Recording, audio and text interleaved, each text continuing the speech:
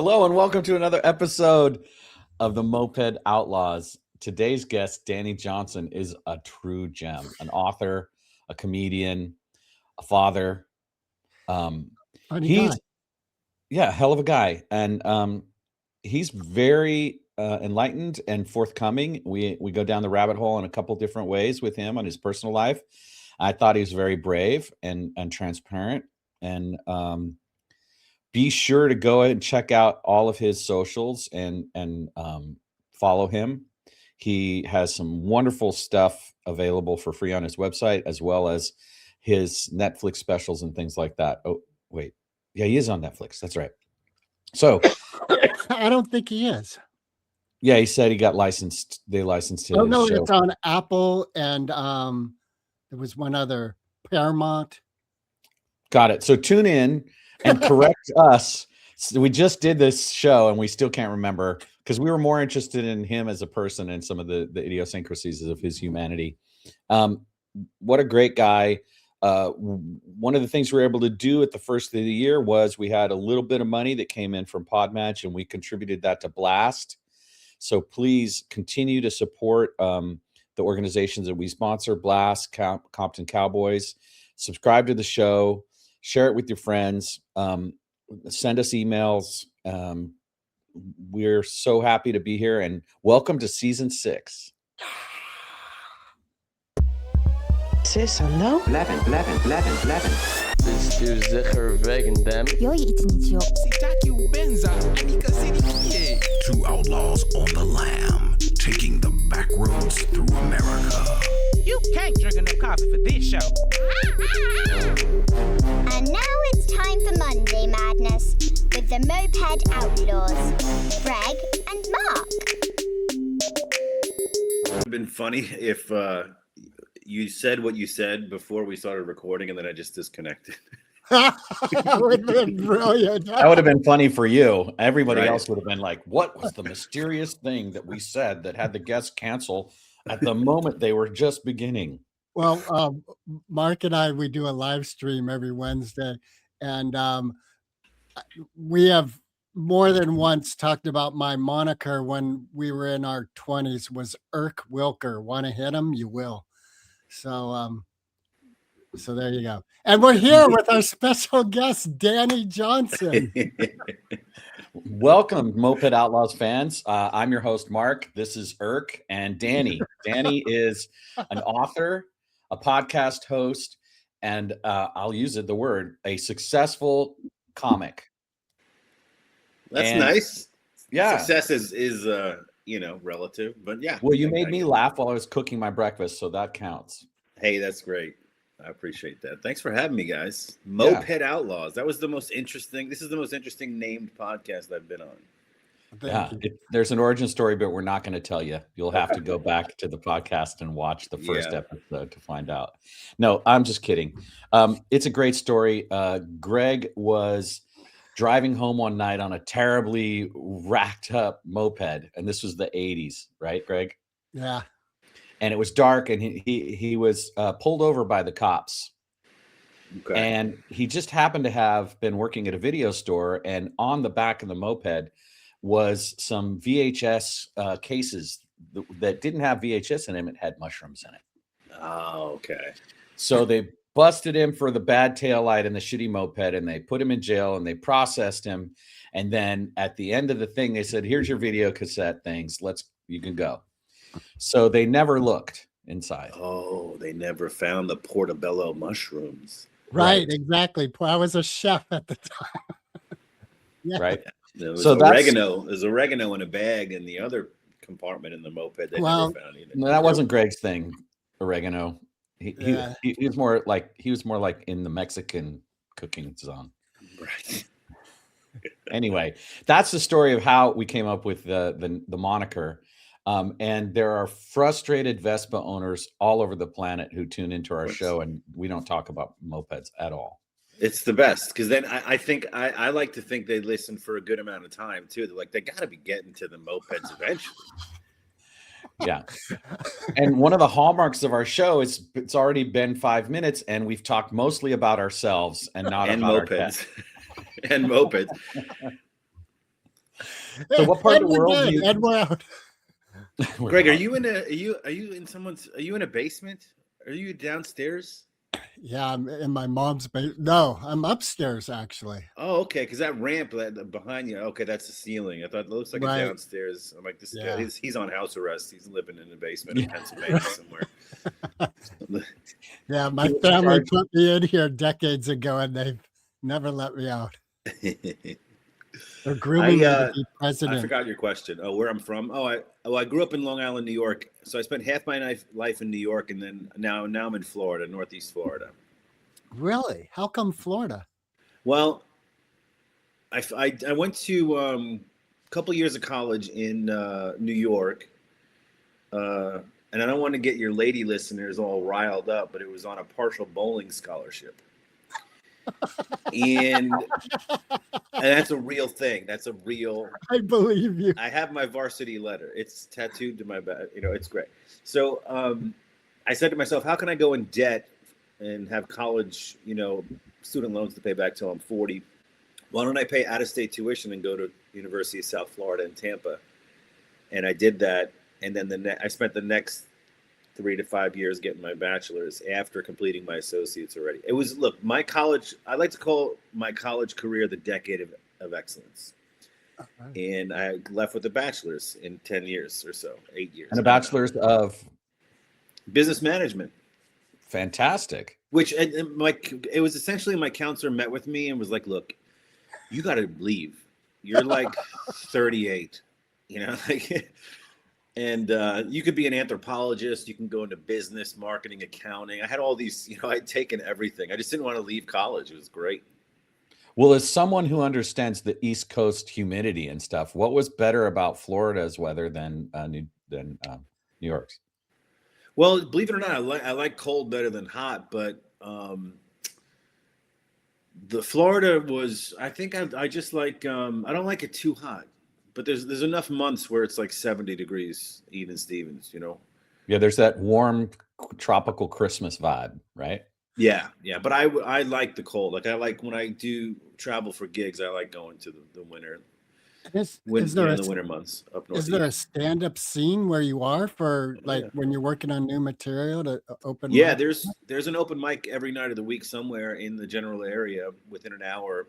And then the big comedy club here is Comedy Zone in Jacksonville, Florida. And that's like a 300-seater. It's much like an improv. Where are you guys located? In San Francisco Bay Area. Yeah. San Francisco? Yeah. Okay, so you'll see the Jaguars in the Super Bowl when they go there. Yes. Yeah. And it's not as nice as San Diego or San Francisco. But because you have Cobb's in San Francisco, I think, and others. There's Cobb's, and I'm forgetting the one that's in the Embarcadero, like near the. It's been there forever. It used to be the old Waldorf, and. Yeah, but I started in that club in Jacksonville. I did one stand-up set in New York, and then because I'm terrified of public speaking to this day, and I'm comfortable when I'm being funny. That's it. And I remember writing a lot and kind of being a fan of Saturday Night Live and the late night TV show comics and whatnot. And then when I moved to Florida, right down the road was that comedy club. I was like, it's like 8 miles away. This is a sign. I just went to this workshop where they were teaching you how to be an MC, and I became a house MC there after, 6 or 8 months. And oh, nice. So I'm thankful that there's a scene, but to answer your long story longer, there's some sort of open mic someplace to try out material, which I do probably at least once a month or twice a month. If not, I'm working and I'll try out material during the gig. Awesome. And how often are you performing? Yeah, as much as possible. Although I do act. I do some commercials and stuff, and voiceover work. So that allows me to make money and not travel and be creative. For the most part, the acting requires me to travel sometimes, but voiceover is easy.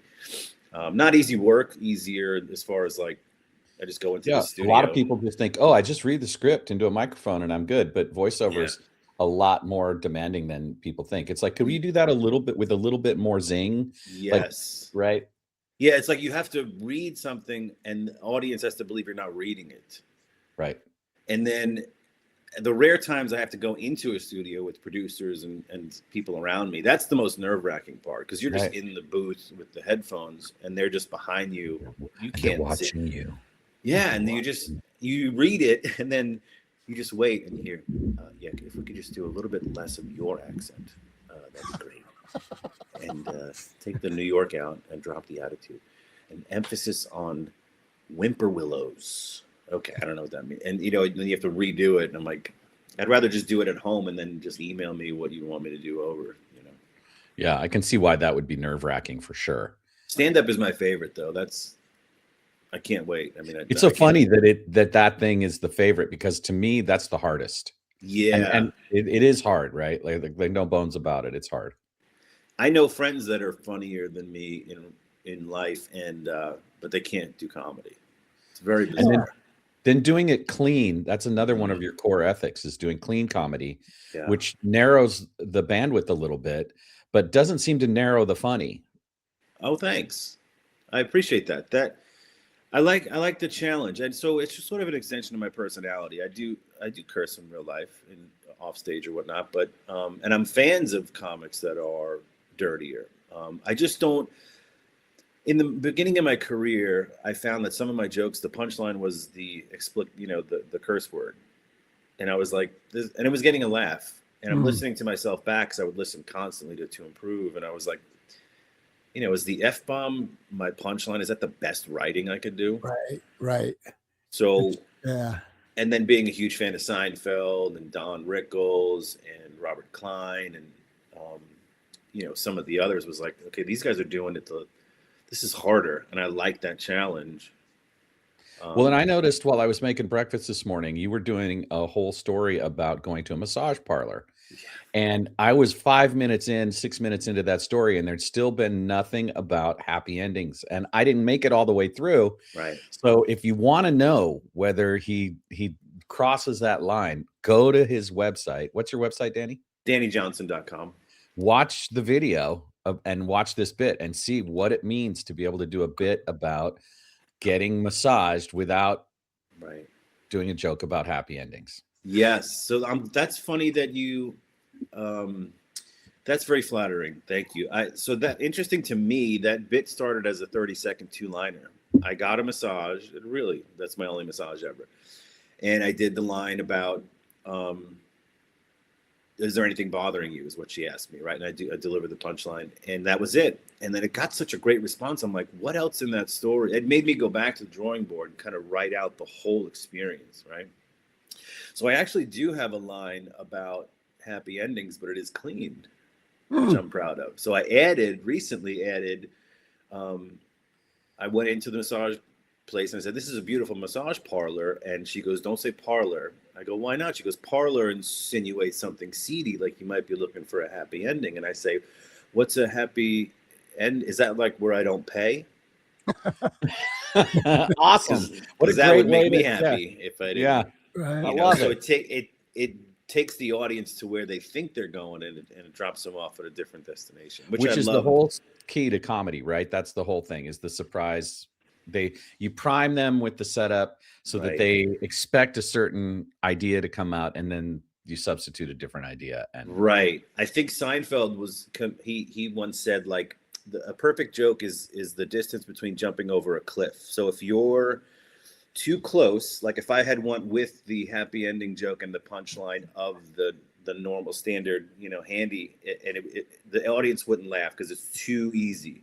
If it's too obscure, too far, they still won't laugh. You have to find that perfect point where you take that audience on a little bit of a ride. And I like that. I'm glad you I got a backhanded compliment recently on my special on YouTube.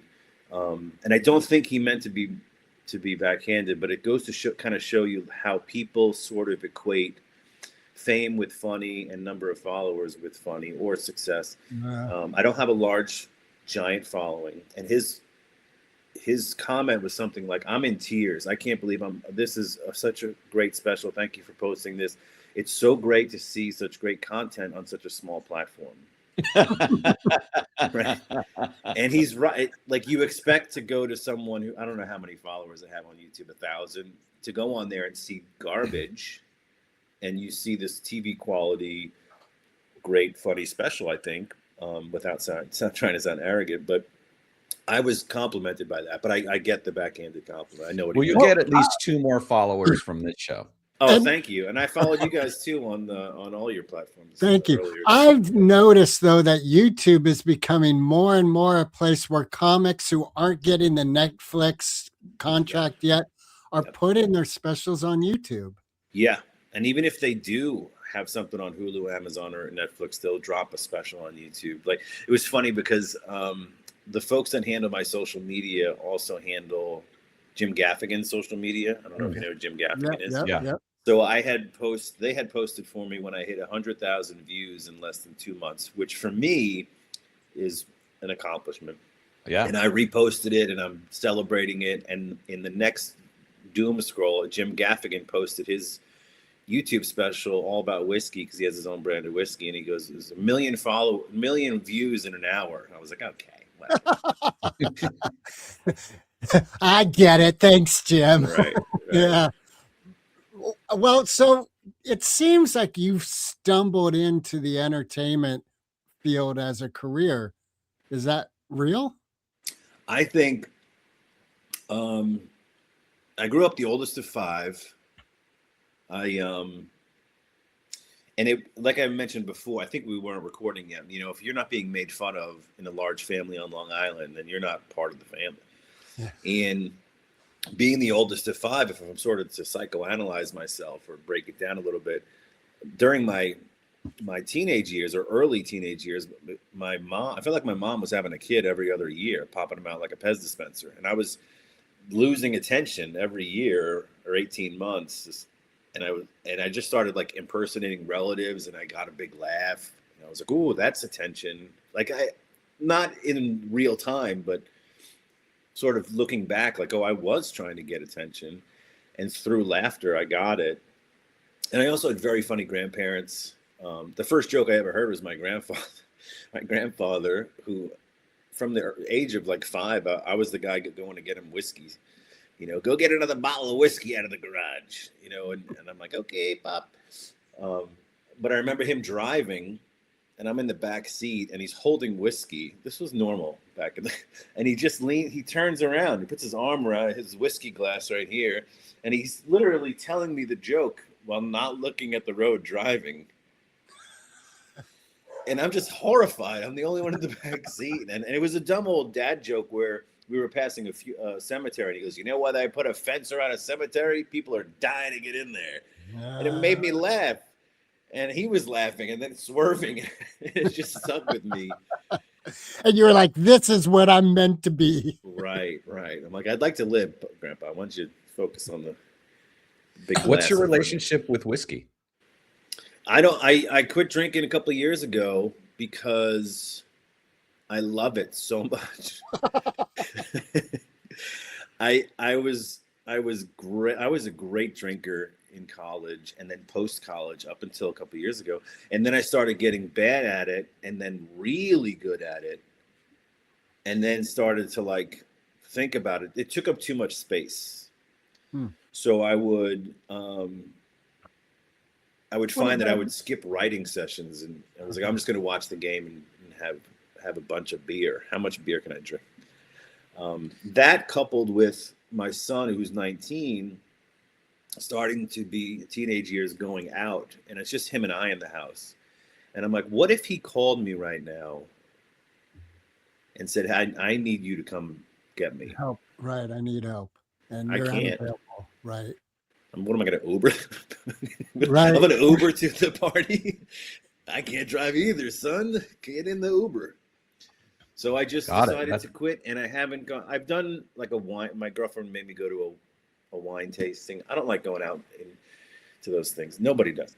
But she wants to wear matching flannels and pick apples and all this, girly stuff. So I did the wine tasting. Florida. Yeah. She's like, and I forget what comic does a bit about this. He's like, I think it was Mark Normand. He's like, ladies, we don't want to do anything. We're doing it because you hold the prize and we want to get there. So I did a wine tasting, and I've sipped wine, and not felt the need. So I don't So you're think I not was technically truly sober, but you know that you don't want to be drunk. Yeah, and I don't casually drink. I'll have a Heineken Zero, and so I don't think I was addicted, but it just I even to this day I don't think I'm at my goals comedy wise, and I'm like, well, I made a list of like where am I spending my time, and some of it was drinking and thinking about drinking. When am I going to drink next? Hang out with and I decided to make that change. So comedy and drinking were the results of your family upbringing. And you did your comedy tour of colleges at one college for 7-8 years, Well, right? Yeah, it was 2 colleges, but yeah.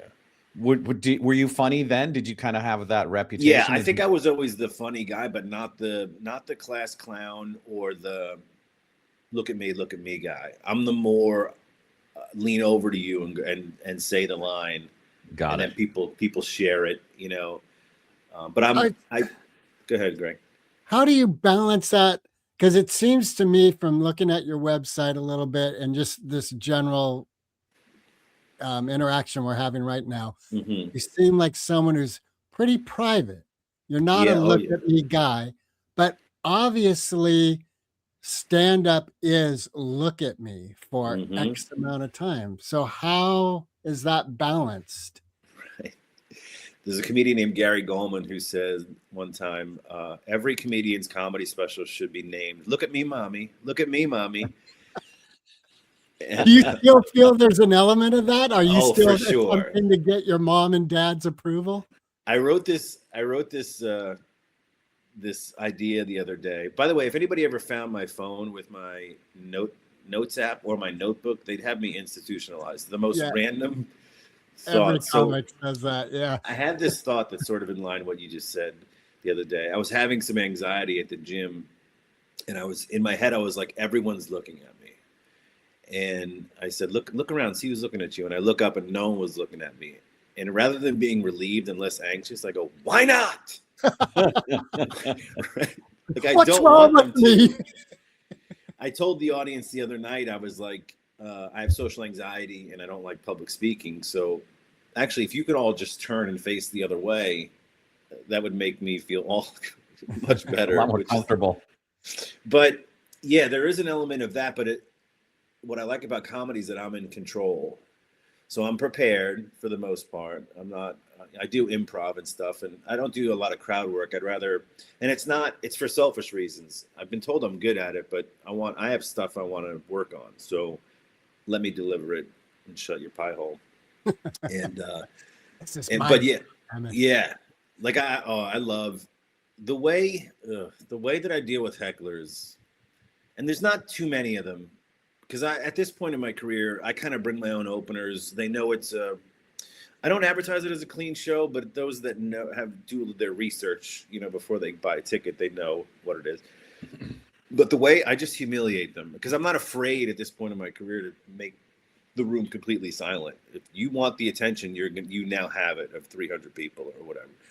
And one lady, I kind of feel bad, wouldn't stop, and I just stopped the show. I was like, what is it I go, ma'am, would you be surprised to find out that tonight is not about you? And it's brilliant. Just such an ego slap to her. Yeah. She's like, oh. I have a theory. Yeah. I think hecklers wish they could be comedians. Uh-huh. At least that's what I want when I'm heckling comedians. Yeah. Yeah. And you can kind of pick on that, like, usually what a heckler says never gets a laugh. And I'll say, a lot of comedians will say, you see, comedy's a lot harder than you think. Right. Well, I'll dig into them even more. Like, how long did you think of that to be not funny? Right. Was that all day? Did you brew that? I mean, that's how hard comedy is. You thought that you would announce this during a live performance. Yeah. And you Did you see that Joan Collins documentary? It was towards the end of her life. Mm-mm. There's this great part that I thought was very educational where she's doing a bit about mentally handicapped child, and some guy got irate at Joan her. Rivers, you mentioned. Joan Rivers. I'm yeah, sorry. I saw that. Yeah. It's so great. Go ahead, tell it. Well, so the point being that her job was to hold the audience. And I loved at the end when she's backstage, she's like, I almost lost them, but thank God I got them back.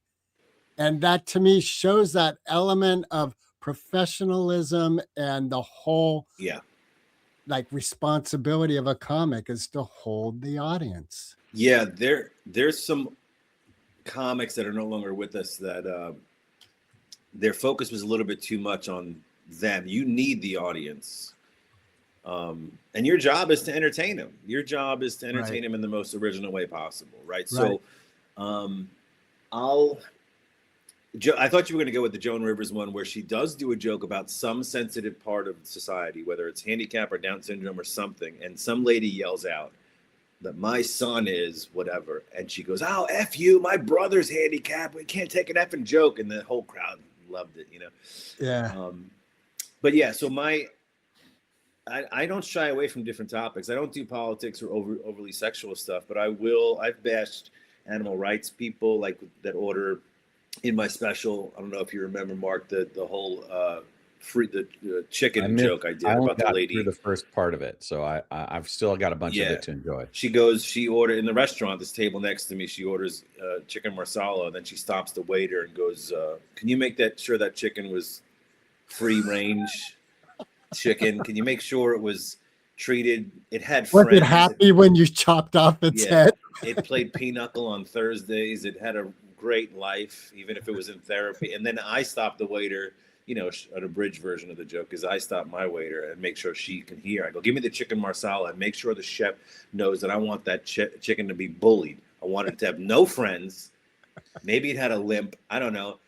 Make sure it's tenderized for me before I eat it. Yeah, so people get offended at that joke, but they ultimately laugh, hopefully. And so I'm there to entertain, but I don't want to alienate, you know. I would love for you. Go ahead.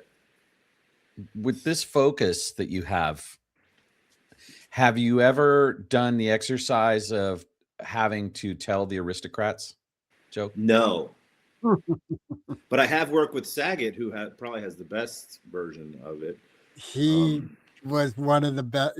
Yeah, that was pretty. I worked with him many times, and we exchanged emails a month or two before his passing. But oh wow, it was tough, man. That was Do you remember what you were about to say before I interrupted you? No, but well, it couldn't have been that important. Well, so you've mentioned on your site about mental health and how that is one of your own challenges. What does that show up as? Certainly anxiety and depression, and something I never thought I would have. It's really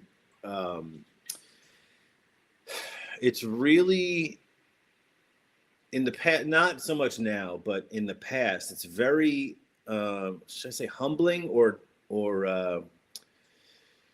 difficult to share when it's as debilitating as it was before being treated. So you get it, and it's paralyzing. It's almost like when men hurt their back and they're immobile, that's very demoralizing because you can't pick up your socks and you're a man, you know?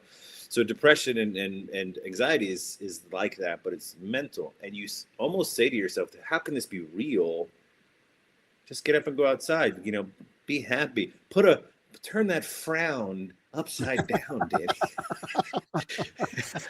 And you know, through treatment and medicate and whatever you need to do, you manage it. But it's very hard to accept that, oh, I'm having an anxiety attack at this public. I can't be at a party. I have to go out front and get fresh air. You know, not so much now, but in the past when it's real time, I put a lot of that into writing, into focusing on how I can make my environment better, make my mind feel better.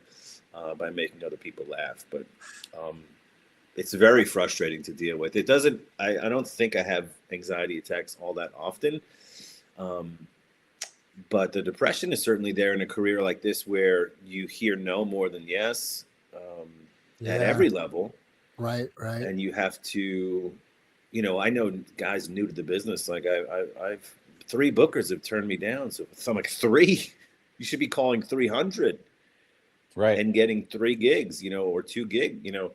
It's in a game where you're not a household name. It's about relationships.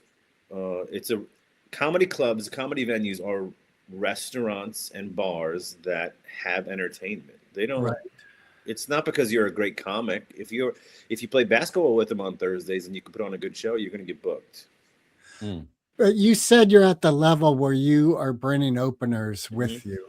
So you've definitely reached, I would say, a professional level. Mm-hmm. And you still find that these challenges of being booked are a sock to the jaw. Yeah, because, and not so much a sock to the jaw, which I like that phrase, because I know that the folks above me are people that are a draw. They have the giant followings and they can command a door deal. I can get a door deal from time to time, depending on venue and location or whatnot. But these are people that people are buying tickets specifically to see them. And I'll have a certain segment of my audience that will do that, but not the whole crowd. So I get why, the Denver Improv would rather have Mark Bobby Norman Lee. than me, right? Because right. he'll sell out 7 shows. Right. I might not. So are you able to use that as like a carrot on the stick for yourself? You said earlier that you still have not achieved everything you want as a comic. Mm-hmm.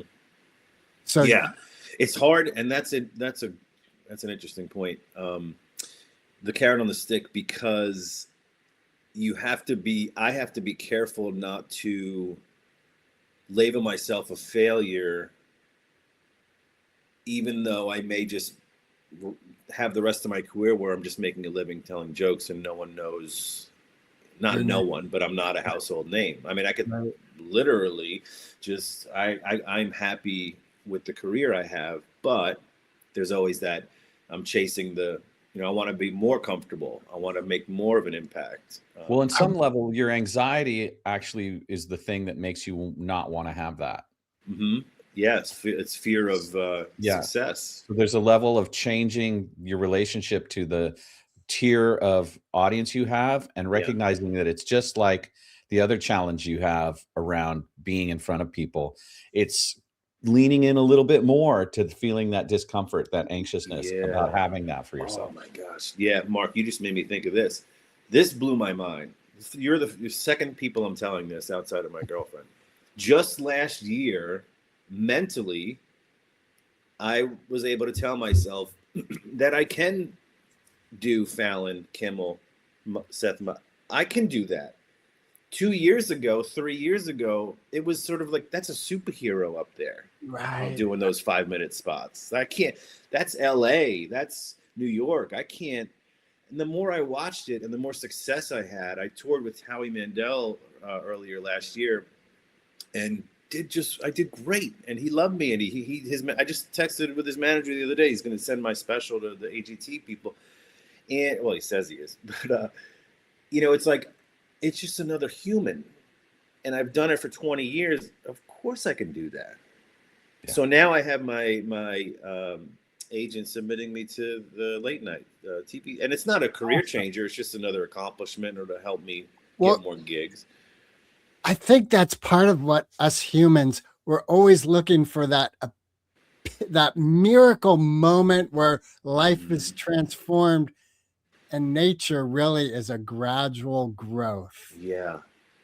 And I was embarrassed, like telling my girlfriend that. I'm like, I can't believe 3 years ago I didn't think I could. And then I could do a late night spot. And she's like, you've been doing stand-up for 20 years. You do an hour headlining all the time. You can't tighten it up to your best 5. And just because there's a camera there, you've done TV. You've done specials. Why not you? And I'm like, right. Do you see some areas where you're like, that just really isn't appropriate for what I do? For instance, a Kill Tony. Mm-hmm. I think I'd eat crap on Kill Tony. Right. Because of why? Why is it that? I think they're looking for the unique weirdo character Um, Well, I think That the is a- base is an acerbic environment. what does And that mean? You're it's Caustic. yeah, Mm, it's like it's fighting. It's part of what he does is put people down, yeah. and if you can thrive in that, like, have you seen No Breaks, Timmy No Breaks? Yes. Andrew Dice Clay. Yes. But the guy, Yeah. I love him because he thrives. Every time he comes out, It's funny, and I like what I like most about Timmy or whatever his no breaks guy is the smirk, because he knows what he's doing. right? He knows That's exactly what he's doing. that's what I mean. And here's another thing about the business. He's far surpassed my following. But I know if I did an hour in front of him, not in front of his fans, and just picked 300 random people. Right. I did an hour in front of him, he would have a hard time, I believe. Well, just going on that show that you said would be caustic. I forget the name of it, Greg. Yeah. Kill Tony. Kill Tony. Kill Tone. That kind of therapy of actually going on it and surviving it retrains your brain to the next level of growth for yourself. So doing the thing that you think you can't do is the path to actually being able to do it. And you know where I think I would thrive on that show is the post-set criticism, because I think I'm witty and quick. So even if I ate it for a minute and then we went the back and forth, I could do. So, well, that's really like Timmy No Breaks. If you look at his very, very first time out, it was that interview session that you just spoke of where he thrived. I think that's where the breakout people in that show, that's where it happens. Yeah. And I know you can go out there. I know some folks that have been on it that go out there and they just name in a hat. So it's random whether you get on or not.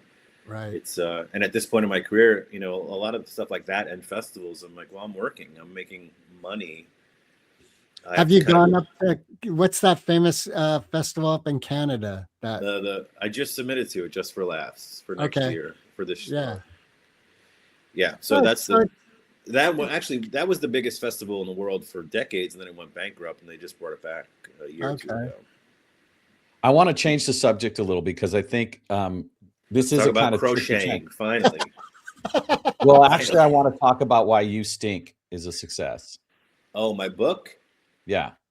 So I wrote that during a time when I was living with my ex-in-laws because our house was being built at the time. And I was working a day job, and I was like, I need to find, if I can't do comedy more, because I have a young family of children and a wife, and what can I do? What am I asked to do a lot at work? And I used to help staff and build call centers. So I've interviewed thousands of people from, entry level to directors and whatnot.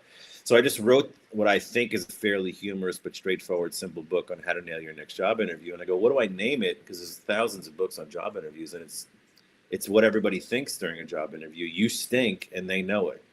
It's that fear that so I put this book together literally it's like, I don't know, 100 and some odd pages of how to nail it. Yeah. And it's super simple. It goes from everything from hygiene to how to answer questions to what questions to ask. And I put it out there. How long ago did you launch that? That's been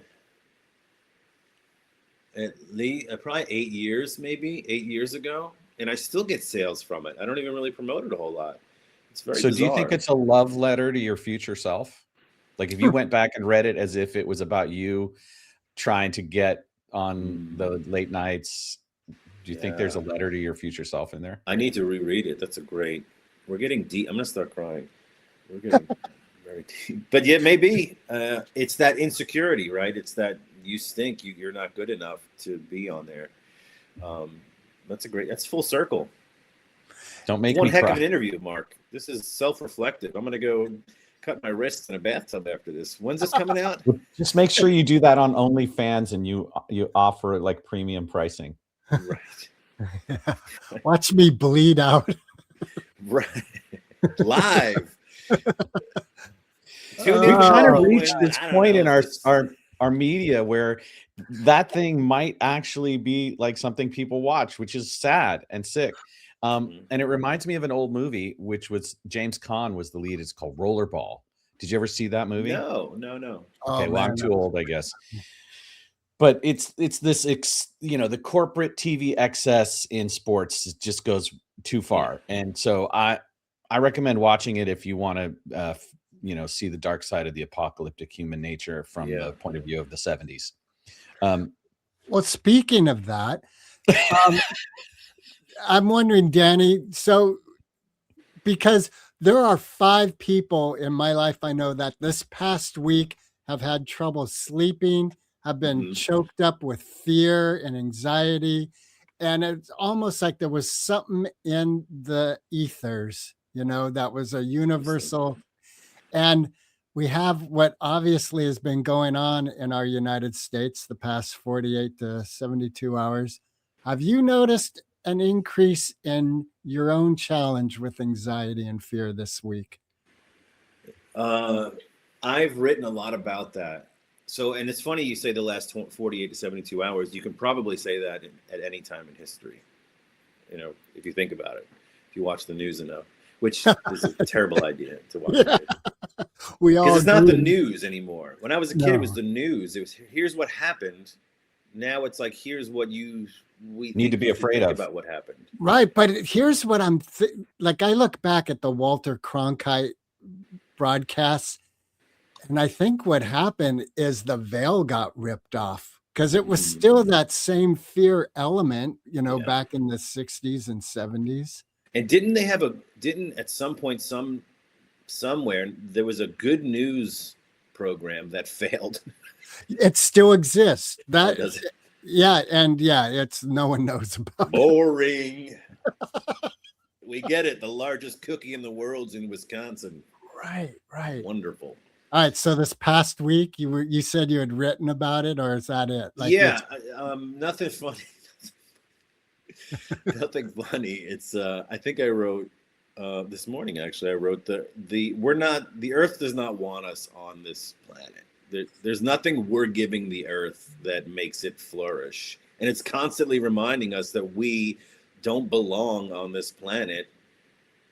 Welcome to the show. Yeah. Welcome to the comedy show. And now let's laugh. Right. But man. you think, and I think I kind of take pride in my role is come to my show and for an hour forget about everything that's happening out there.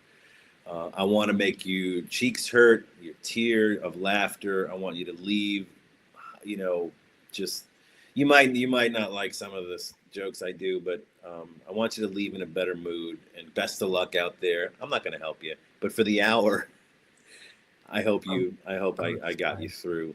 And then I've had people that are sick and can't go to the show and they watch my stuff online. I'll get DMs like, "This got me through.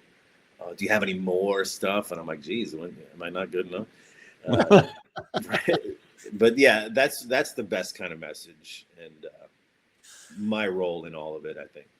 It's so wild because part of the psyche of an entertainer is that toppling back and forth between I can do this, that unreachable goal is plausible in my life, to that is hopeless. What the fuck am I thinking? Yeah. And I think the big moments in stand-up, like the big opportunities up until, like I said, 24 months ago, I was like, I can't do that. Right. What Yeah. differentiates that moment from 2 years ago to where you are right now?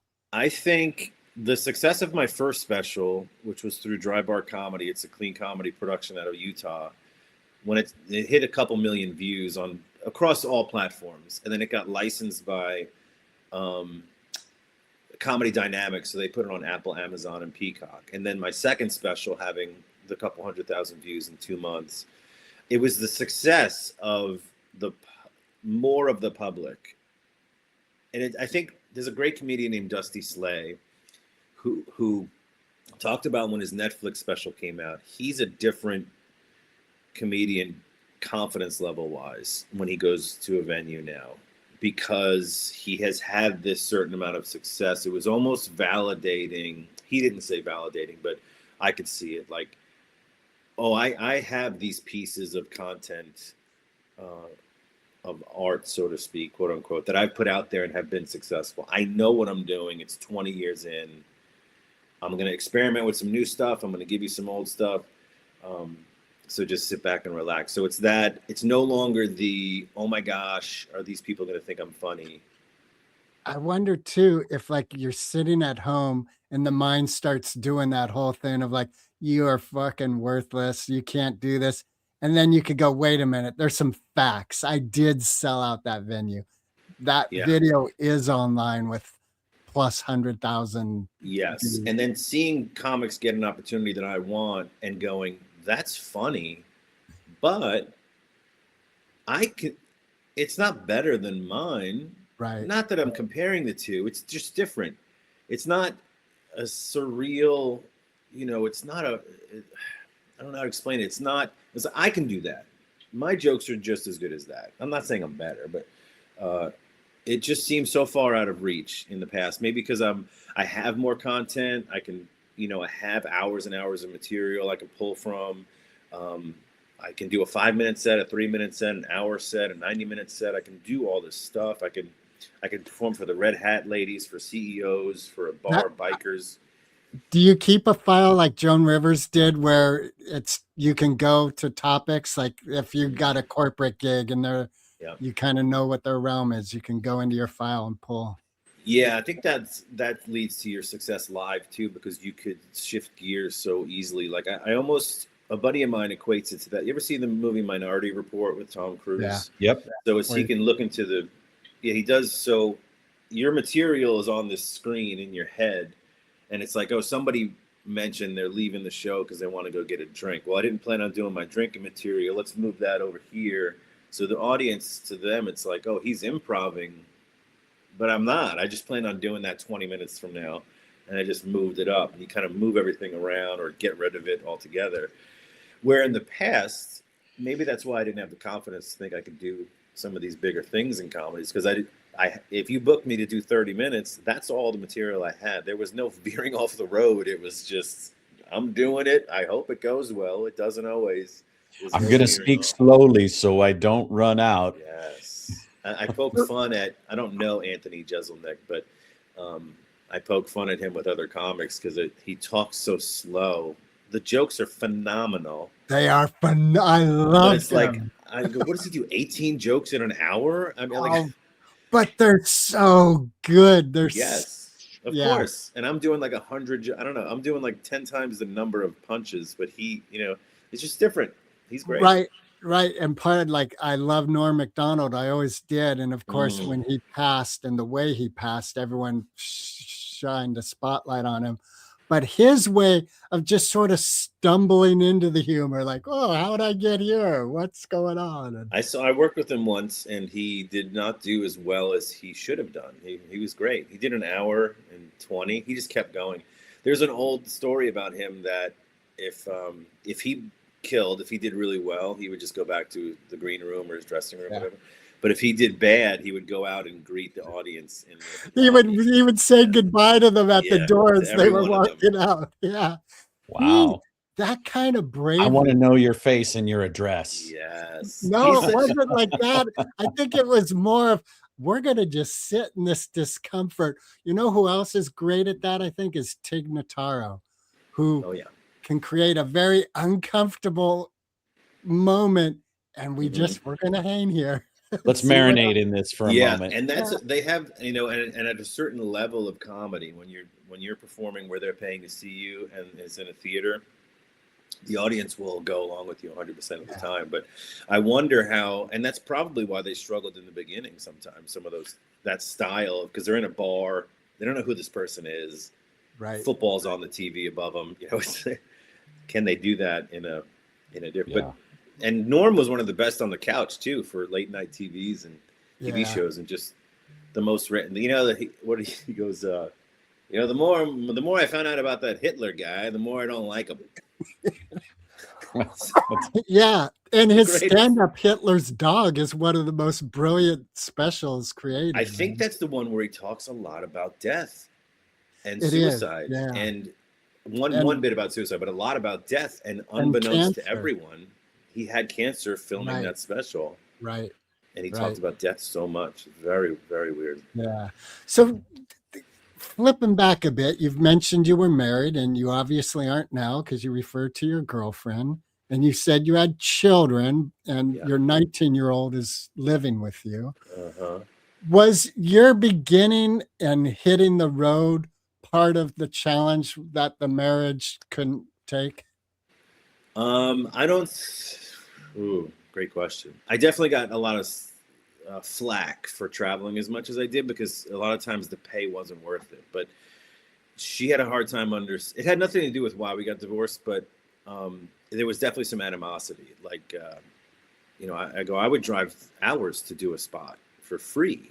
Right. I would never tell the booker that, but and a lot of times the money was like a break even. And then on other times we would travel as a family and we'd get a free, resort stay, and I'd be doing comedy at the resort for the weekend, and I would just have to leave them at 7 p.m. and do the shows, and we'd be staying for free. So it was a benefit at sometimes, but being away when they were younger was certainly tougher. And when I was younger, I could drive home either overnight, or if it was close enough, within 5, 6, 7, 8 hours, I would just immediately come home and be home as soon as possible.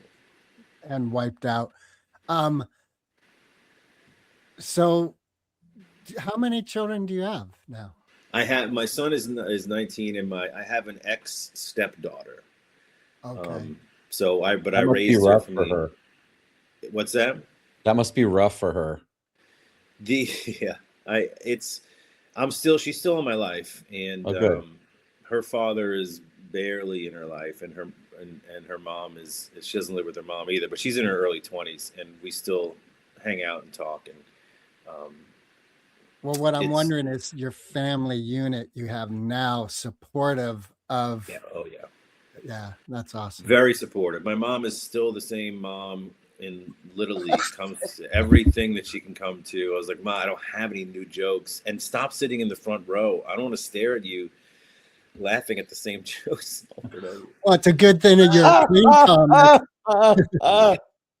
I mean, can you imagine if you were like an Anthony Jeselnik? Well, one of his great jokes is about how his family wants to be in his. Well, when I'm in her area, she helps sell out the show. It's very, she's. I think I did a venue as a 90-seater in St. Augustine, Florida, and she brought like 33 people to buy tickets, and I was like, thanks. Awesome. Oh, that's great. So we're getting down to time. So I want to ask you, what's coming up that you want people to see you at? What's new on the horizon? Well, if they're in the area, I'm headed down to Melbourne, Florida next week, and followed by Hilton Head, South Carolina, at a great club up there. But I would say the best gift you can give a comedian that you think was funny and that you don't know is to follow their social media. And all of mine is Danny Johnson Comedy. And I think I put out good content, clips, pics with people I work with that are notable, funny thoughts. So I think you'll be entertained. It's not a blind ass to follow, but if you want to, the best way to support talent managers and agents will ask me us entertainers. The first question we get is how many followers? It's not show me some TV clips, show me comedy clips. Where have you worked? It's how many followers do you have? So we'll put all of that in the show notes. You can, if you're watching on YouTube, you'll find it in the description. If you're listening on the website, it'll be on the website. And we really, really enjoyed our conversation with you today and wish you the best success. We have one other question that we ask all of our guests, and it's kind of important to us, actually. It's we take it very seriously, even though on a certain level it isn't all that serious. Right. And since I've positioned the request, now Greg gets to ask you the question. All right. All right, but I got one question I think we have time for before our final. God, I hate when you do this, Greg. You've done this before. Why I do it. That's why I do it. He said he had a time limit. Yeah, and I'm watching the time, and we're good. We have 5 minutes, so this is going to be quick. All right. Have you ever been a middle or opener for an acerbic comic? And like, do you have any story of that where your comedy just the audience wasn't there? Didn't Like, like they didn't, you and your vocabulary. So they didn't like me. Is that what you're saying? Or they? right, like if you open for Anthony Jeselnik, that might be sort of a challenge because everyone's there for a very dark humor. Yes, I have struggled. Most notably for me, I was emceeing the host of the show for Ricky Smiley. I don't know who Ricky Smiley is. Very popular African-American comic, big time syndicated radio show, and he had a TV show on BET for a while. He was sort of the king of Comic View for a while. So audience, all not me, and did not care for me. And that was very, I'm glad it was one of those things, do what you don't want to do. I was like, they want Ricky Smiley, and it's sold out shows. And he was very complimentary of my set and me personally, but the audience was just not into it. So that whole week I spent retooling my set, and I don't think I was ever very successful for, I think it was 4 or 5 shows that week. Wow. But by the 4th or 5th show, I got enough to where I connected with them a little bit, and at least kept the show, not alive, but kicked off the show decent enough. Awesome. That must have been rough.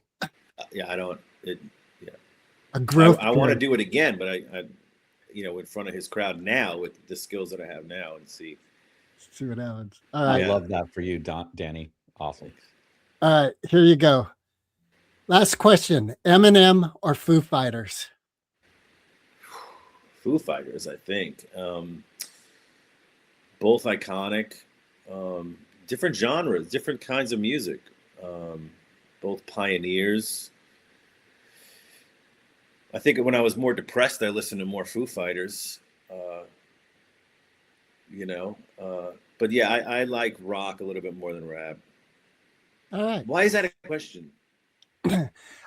We don't have an answer to that question. I have an answer, but it's Eminem simple. is baffling to me to listen to, the skills that he has lyrically and the speed at which he does it, which I hope is all real. I've never seen him live. You can manipulate anything, but I do like the Foo Fighters dig at Taylor Swift that they had once, where they said something like, yeah, it's exhausting to do concerts, especially when you actually play your instruments and sing live. Wow. Brutal. I think we ask it because it is a question that doesn't have a real distinction. It doesn't identify you, but at the same time it does. Yeah. Right? It's like what are your values in terms of artistic output? What speaks to you? Mm-hmm. It reveals things about people that aren't overt and aren't necessarily explainable from but they're there. You get a sense of a person, and for me it's like, oh, that tracks with everything I've heard before, that's what they would like. And with your explanation of why you like the Foo Fighters and having been through depression, it made sense. I was like, oh yeah, I get that. Right. Yeah. I do skip over Lose Yourself whenever it comes on my playlist. I skip it immediately, but I never skip a Foo Fighters song for some reason. I don't know. And one day we're going to compile all the answers into one long show. And on that, are you going to split it up between the Eminem people and the Foo Fighters people? No, the people that are in there that go, wait, what? What do you mean? Like the candy? They're all going to be in there. Yeah, I should have gone that route. I thought about that. Like, I prefer Peanut over rock music. Over UFOs from the 50s and 40s. Thanks again for being here. Yeah, I could talk to you guys for hours. You guys are great hosts and very easy to talk to, and you ask great questions and have good insights. So, and thanks for making me psychoanalyze myself deeper and deeper. I'm going to go crawl into a closet in the corner and cry about it. Let me know if that bathtub scene is subscribable. I'll definitely. Right. I'm going to stay out of the bathtub, and I would love to come back on if you'll have me in the future, but oh, for sure. We'd love to have you, and let us know how you're doing. Just personally, feel free to reach out to us personally and just stay in touch. Absolutely. Yeah, would love to see you in San Francisco when you. Yeah, that would be great. I heard I heard terrible things about that city. There's an app that tracks where people poop in public. Yeah. Well, that's camouflage. We're keeping the folks we don't want. And I don't mean poop in public indoors, outdoor poop in public. Yeah. No, I know what you mean. But that's all. It's all going away. The current mayor is fixing that problem, but we don't want people to know because we like it. It used to be super crowded and way too expensive. Right. Rents are finally starting to come down. Stay the F away, y'all. Right. Like Floridians like us, we're like, you don't need to move here. We're full. Yeah, exactly. Danny, it's been lovely. Talk to you soon. All right. Thanks, guys.